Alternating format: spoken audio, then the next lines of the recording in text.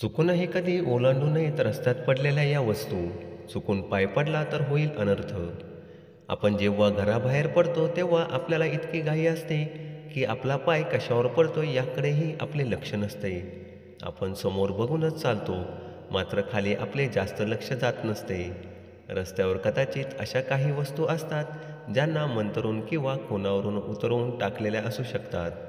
त्यांच्यावर पाऊल टाकून किंवा त्यांना ओलांडून त्यांची नकारात्मक ऊर्जा आपल्यावर परिणाम करण्यास सुरुवात करते आणि आपल्या पाठी दुर्दैव लागते. धार्मिक पुराणात असे म्हटले गेले आहे की वास्तूचा आपल्या जीवनात खूप संबंध असतो, परंतु त्याच्याशी संबंधित अशा काही गोष्टी आहेत ज्या आपल्यासाठी शुभ आणि अशुभ आहेत. बऱ्याचदा आपल्या घरातील मोठी माणसे आपल्याला निक्षून सांगत असतात की बाबा रे, रस्त्यावर चालताना खाली बघून चाल. त्यांचे म्हणणे बरोबर आहे, अन्यथा या गोष्टी आपल्यासाठी दुर्दैवी ठरू शकतात.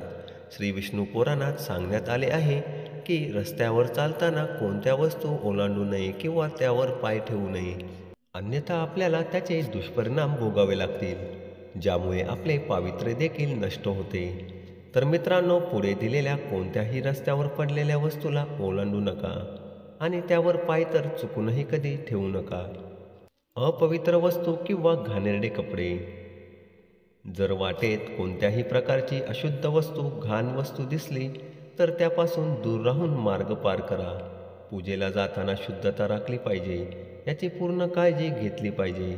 यासह जर तुम्ही काही खास कामासाठी जात असाल आणि तुम्हाला वाटेत कोणत्याही प्रकारचे घाणेरडे कपडे दिसले तर त्यापासून दूर व्हावे, जेणेकरून त्यातील नकारात्मक शक्ती आपल्यावर काही परिणाम करणार नाही.